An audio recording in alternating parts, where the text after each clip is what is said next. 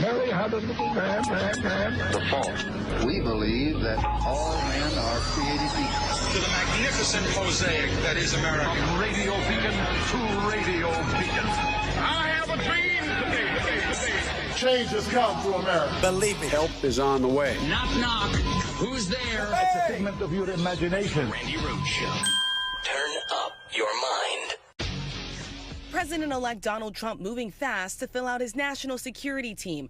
Sources telling ABC News Senator Marco Rubio will be nominated for Secretary of State. Marco is a big winner, beautiful winner from Florida. The Florida senator sits on the Foreign Relations and Intelligence Committees, pushing a hardline agenda on China, Iran, Venezuela, and Cuba. Once one of the president-elect's fiercest rivals, who Trump mocked as Little Marco, he repeatedly joined the former president on the campaign trail this year. We are tired of living in a country that is no longer dreaming big, but that is going to change tomorrow, and you're going to help change it.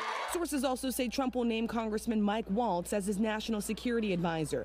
The retired Green Beret served multiple combat tours, including in Afghanistan. A known hawk on China, he supported aid to Ukraine but urged Europe to step up more. With a war going on in their doorstep, there are still over half the countries that haven't met their minimum, and he's going to push them hard, as he should. Waltz is the second House lawmaker Trump is tapping, picking Elise Stefanik for UN ambassador. The former president also turning to a former House member, Lee Zeldin of New York, to lead the Environmental Protection Agency, already preparing to weaken protection against climate change. Day one and the first 100 days, we have the opportunity to roll back regulations that are forcing businesses to be able to struggle. But nothing says more about Trump's priorities than his second and third personnel picks, naming former Immigration and Customs Enforcement Chief Tom Homan as his border and deportation czar, and his former senior advisor Stephen Miller as Deputy Chief of Staff for Policy. America is for Americans and Americans only. Both played key roles in Trump's hardline immigration policies last time, including family separation. Both now set to fulfill his campaign promise of the largest mass deportation in U.S. history. I want everybody to be clear. It's going to be a targeted enforcement operation concentrating on criminals and national security threats first. Oh, my God. A, why do they all look alike? Why are they all pasty, doughy white boys? What is that about? Except for Marco Rubio, who wants to be a pasty, doughy white boy and is well on his way. I mean, what is this? This is the insane clown posse. That is what this is. This cabinet is like a Fellini flick. It's like Freaks. I've never seen. Like, are you a climate denier? Good. You're now in charge of the EPA. Hey, do you want to kill human beings and dogs? You're in charge of Homeland Security, Kristi Noem. And what happened to her face? What happened to her? She was such a cute girl. Now who is the surgeon that does this to all the Trump girls? Who's the one that blows up the lips and pulls the face back?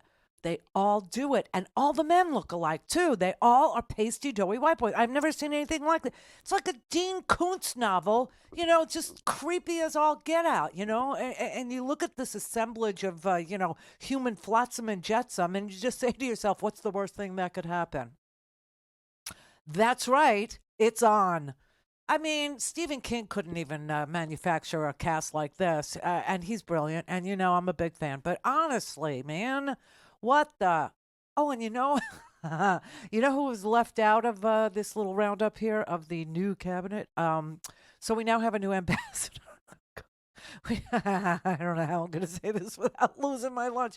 So we now have a new ambassador to Israel. His name is Mike Huckabee. Of course, Mike Huckabee. He's been on the sidelines for so freaking long. Why not put him in the most hottest of the hot spots, the most heated of the hot spots on the planet, and say, you're now the ambassador to, the gates of hell or some such thing. Holy crapola, man.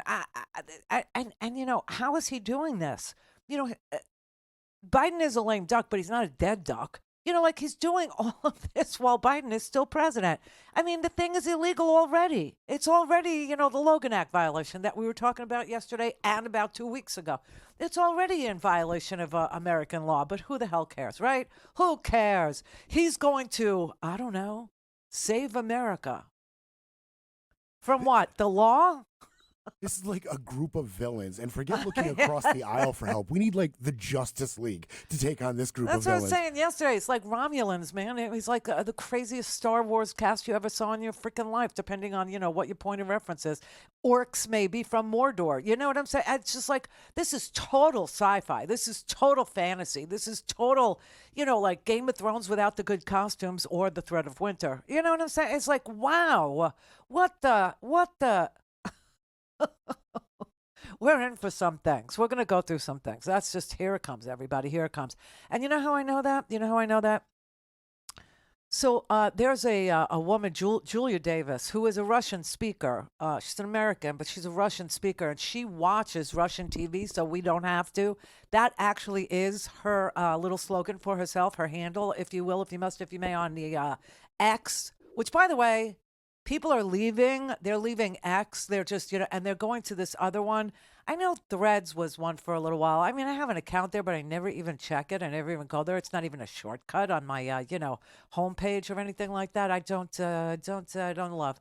But there's a new one called Bluesky. Bluesky's better. You know why? It looks just like Twitter. And guess why? Because when Jack Dorsey was, the head of Twitter, when it was his, concern, when it was his outfit, there was a group inside of Twitter that was creating an offshoot, and it was called Bluesky.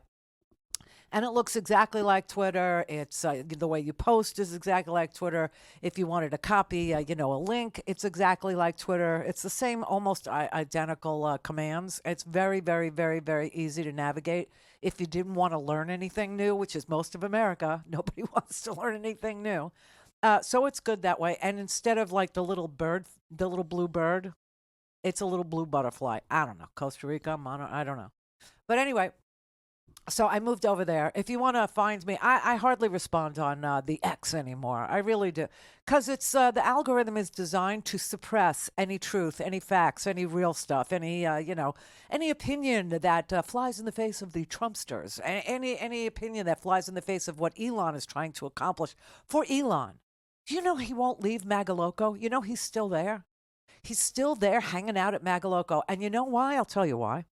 Because Donald Trump has this really, really, really reliable reputation. It's the only thing reliable about Donald Trump is his bad reputation, that he listens to the last person that spoke to him because he has no mind of his own. None. Okay? And so he listens to the last person he spoke to, and Elon is not willing to leave because he wants to be the last person. See, he's the guest that won't leave. He's literally uncle status for Junior's kids now. Seriously. All pasty, doughy white boys. All of them. All of them. And God, it's all about their wankers. You know that, right? I mean, even little Marco, when you wanted to go after Trump, what did Marco do? He went after his little hands. Remember that? Went after Donald Trump's little hands because little hands means little trust. That's what he said. And Donald Trump was like hitting him back because that's Trumpism. She hit me. I got to hit her back. Oh, God, just a man standing there talking about hitting a woman back. It's so unnerving. It's so grotesque, but that's how he talks, right? So anyway, now Elon, remember when was it Taylor Swift? Yeah, it was Taylor Swift that endorsed Trump. And Trump tweeted, "I hate Taylor Swift." Like, who the hell, 78-year-old man, tweets that he hates a pop star? He hates Taylor Swift. Like, who the hell hates Taylor Swift in the first place? In the second place, what is a 78-year-old man doing tweeting? In the third place, what's a 78-year-old man doing having an opinion on Taylor Swift? Okay. And so Elon Musk had to chime in. Of course he did, because, I got your back. I can't be the president because I'm from South Africa. So you're my pick. I'm going to be president through osmosis. I'm going to be president through you. So he actually, got involved in the whole Taylor Swift thing and said, "I will give you a baby." Childless cat lady, I will give you a baby. This was his answer. Turns out his first wife, who had all these kids with him, IVF. Who knew? Second one, he had sets of twins. That reeks of, in vitro fertilization, doesn't it? Uh-huh. And the third one, too. It doesn't work. That's the problem. Don't have time to listen to the live show? Want to hear more on your schedule? Go to randyrhodes.com and buy a stinking podcast.